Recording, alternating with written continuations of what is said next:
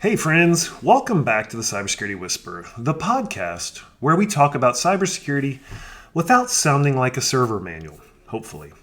This is our Christmas edition, which means I was off last week, so this one's a little longer, and yes, Santa absolutely needs MFA by now. If you're new here, welcome. If you've been riding with me all year, thank you. Hit like, subscribe, and share so the algorithm doesn't put me on the naughty list. All right, let's unwrap what happened in cyber while you were eating leftovers and pretending not to check email. A major U.S. think tank dropped a blunt warning this week. The U.S. can't defend its way out of cyber risk anymore.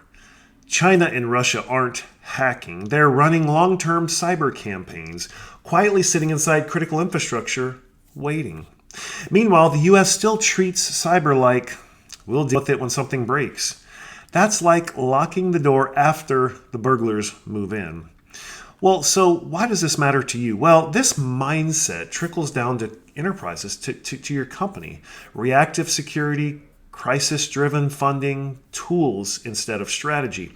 And so what kind of actions can you take in your environment? Well, stop framing cyber as incident response and start framing it as business continuity and resilience. Huge themes for 25 with some of the major outages we saw. Ask leadership what happens if this system is unavailable for 30 days. That question can change budgets real fast. Now, financial services firms are waking up to something important. AI without governance actually slows you down. Explainability, bias controls, access tracking, these aren't nice to haves anymore. They're the price of entry. One executive put it perfectly. The model really should explain what it did and why. Radical idea, I know. And so, again, why does this matter? Well, shadow AI, as you can imagine, is exploding. And if security doesn't enable AI safely, well, the business is just going to do it without you, like they've done with shadow IT for many years.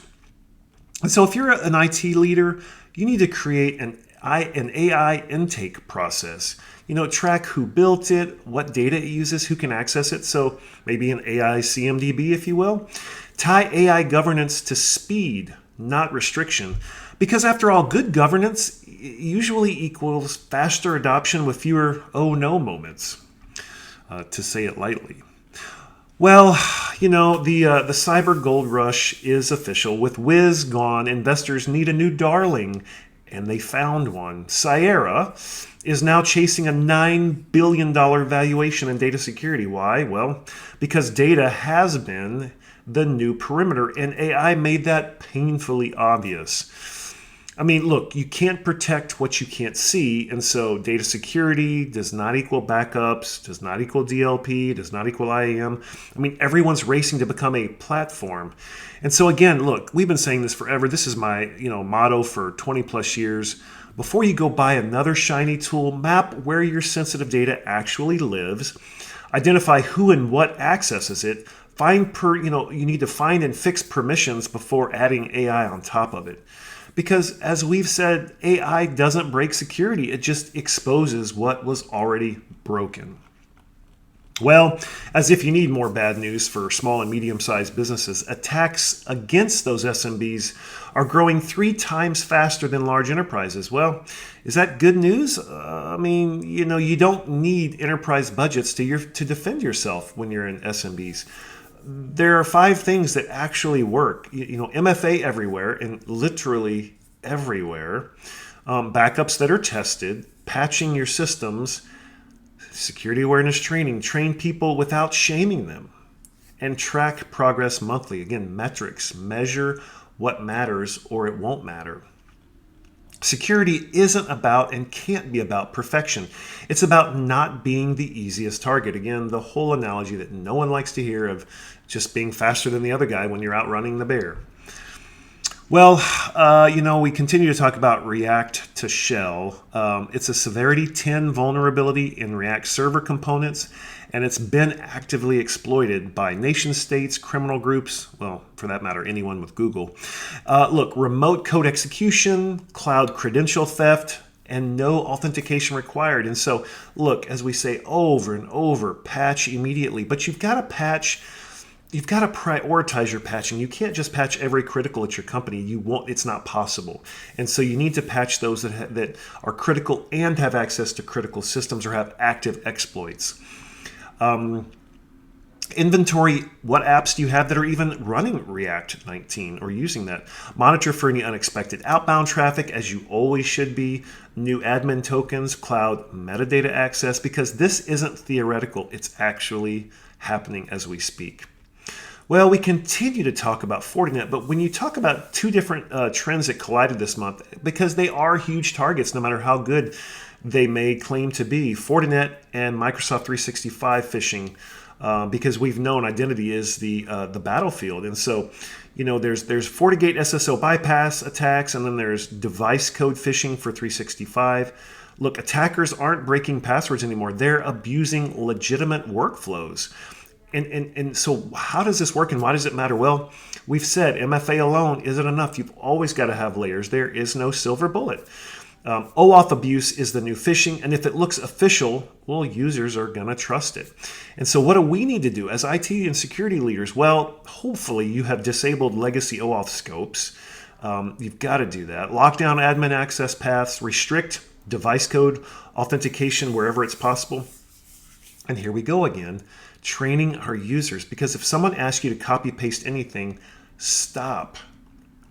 Well, and we talk about these big security deals. Well, ServiceNow has announced they're buying Aramis for $7.75 billion.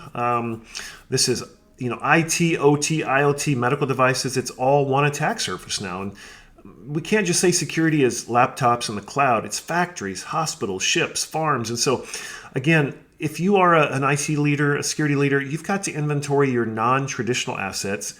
Make sure you're segmenting networks very aggressively.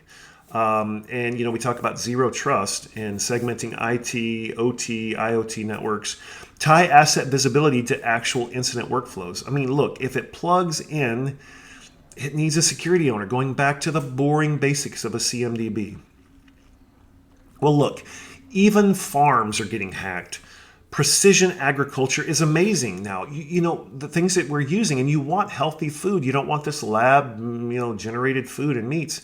But precision agriculture is using drones, sensors, autonomous tractors. It's also turning farms into IoT playgrounds for attackers. And so again, look, our food supply is critical infrastructure. And if you've got these low power devices, usually that means it's pretty weak security. And of course, you're not going to be patching these IoT devices, farmers, and I wouldn't blame them. They shouldn't have to. This should go back to the manufacturers to have auto patching and auto updating. And so if you are in this area and you're working on these IoT devices, of course, change the default credentials. We've got to hold our manufacturers accountable. It should be forced to change when you power these on. Isolate your IoT networks and enable built-in security features. Seriously, why are they turned off by default? I don't understand it. That's what Congress should be helping deal with, not these silly laws they're passing, but forcing these security manufacturers to turn these features on, not just have them sitting there idle. You shouldn't be able to ransomware a tractor.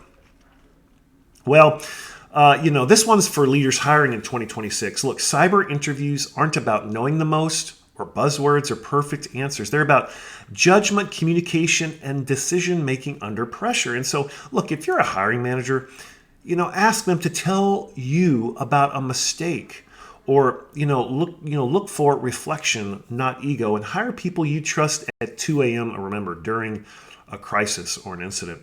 That's the real test. Well, $442 billion lost to scams this year. Look, the most confident people, they're the most likely to get scammed. AI-powered fraud is about speed and psychology, not intelligence. So again, if you're an IT security leader, look, short, frequent training beats these annual hour-long PowerPoint click-throughs. Normalize reporting mistakes. If someone actually clicked on something, normalize having them report it. Reward them for reporting it, especially the real ones, not just training. Teach how the scams work, not just don't click. I love that show, how are things made? And, actually teaching how these scams work. Buy these hacking devices, like this Wi-Fi Pineapple pager, and show them how these actually work. How do the bad guys actually work? Shame kills reporting, but reporting stops damage. Final theme of the year is that security that says no gets ignored. Security that enables growth gets funded. And so the best CISOs ask, what did security enable this quarter? So if you're looking for 2026, look, tie security metrics to business outcomes and show how your controls actually reduced downtime, fraud, and risk, and get involved early in projects. Security isn't the brakes, it's the seatbelt. Well, if 2025 taught us anything, it's that cyber is political. Everything's political. Identity is everything. AI didn't and does not change the fundamentals, and attackers are betting you, again, won't do the basics. So in 2026, prioritize your patching faster, govern smarter, enable safely, and remember, boring security works. Once again, if this episode helped, made you laugh, or saved you from a bad decision, all we ask is that you like, subscribe, share with someone who still thinks MFA is optional. I'm the Cybersecurity Whisperer, and I'll see you next year. Cheers.